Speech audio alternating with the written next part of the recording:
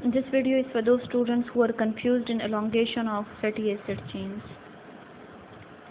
So fatty acid chains में हमने first video में ये पढ़ा है कि elongation जो हो रही है, आपका जो 4 कार्बन ब्यूटाराइल एसिड ब्यूटाराइल ACP बन जाता है, तो उसकी फर्दर elongation होती है और वो स्टार्ट होती है फ्रॉम स्टेप नंबर 3. ठीक है. और स्टेप नंबर 3 से फिर क्या होता है, स्टेप नंबर 3 में क्या हुआ था कि एसिटाइल ACP और मेलोनाइल ACP वो दोनों कंबाइन होकर बना रहे थे ब्यूटाराइल ACP और उसके साथ कार्बन डाइऑक्साइड रिलीज हो रहा था. तो वहाँ से हमने स्टार्ट करना है. अब वहाँ पे चूँकि एसिटाइल था तो हम वहाँ पे एसिटाइल की जगह क्या लिखेंगे, ब्यूटाराइल. ब्यूटाराइल ACP वो मेलोनाइल ACP के साथ रिएक्ट करके 6 कार्बन फैटी एसिड बनाएगा और 1 कार्बन डाइऑक्साइड रिलीज होगा. उसके बाद जो स्टेप था वो था रिडक्शन का, फिर डिहाइड्रेशन थी और उसके बाद दोबारा से रिडक्शन थी. ये 3 स्टेप्स रिपीट होंगे और इस तरीके से जब 2 साइकिल्स होंगे, देखें फर्स्ट जो साइकिल था उसके रिजल्ट से हमारे पास बना था 4 कार्बन ब्यूटाराइल. अब जब 2 राउंड्स मज़ीद होंगे, सेकेंड राउंड होगा तो उसके रिजल्ट से 6 कार्बन कंपाउंड बनेगा ना. फर्स्ट साइकिल से 4 कार्बन बन गया था ब्यूटाराइल. अब जब सेकंड राउंड भी होगा तो उसके रिजल्ट से 2 कार्बन मज़ीद इंक्रीज़ हो जाएंगे 4 कार्बन चेन में और 6 कार्बन चेन का फैटी एसिड बनेगा, जिसको हम कहेंगे कि क्या है, 6 कार्बन चेन वाले को कहा जाता है. आगे स्लाइड्स में मैंने इनके नाम लिखे हुए हैं,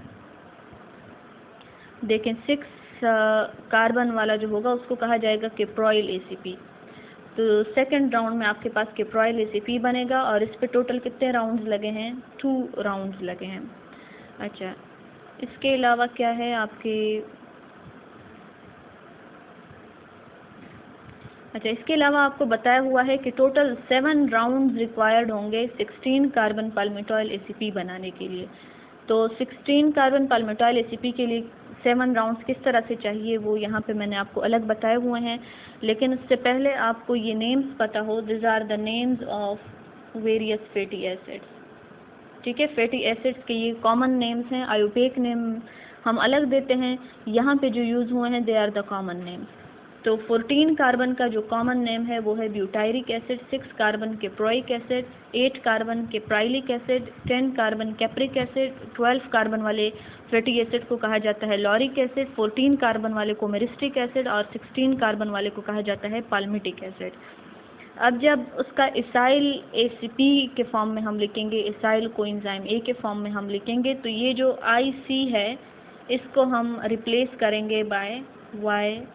जिस तरह ब्यूटायरिक एसिड था तो उसका ब्यूटायरिक एसिड है तो उसको ब्यूटायरल ACP कहा गया था. तो इसी तरह जितने भी इसके नेम्स हैं उनमें IC को हम रिप्लेस करके उसकी जगह YL लगाएंगे जब उसको हम ACP के साथ लिखेंगे. ठीक है. अब इनके राउंड्स देखें किस तरह 7 राउंड्स इनको चाहिए.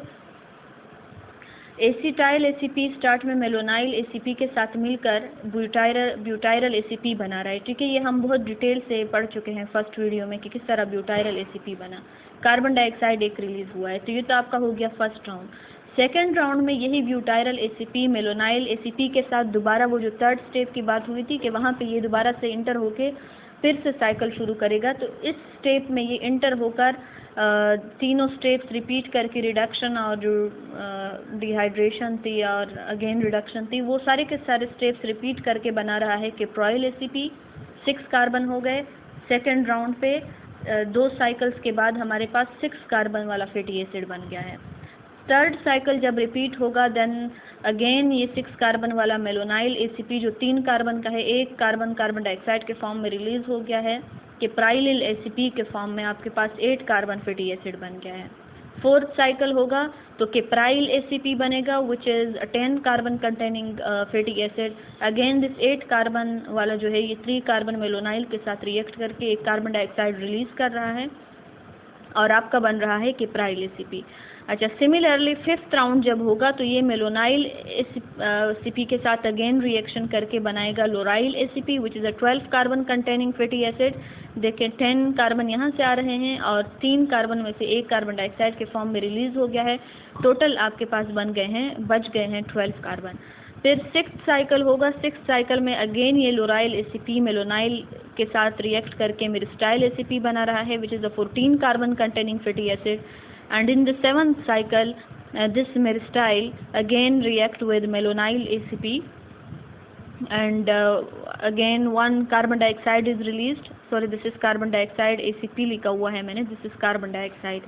So again one carbon dioxide is released and palmitoyl ACP is formed. तो ये आपका हो गया है 16 कार्बन कंटेनिंग फैटी एसिड।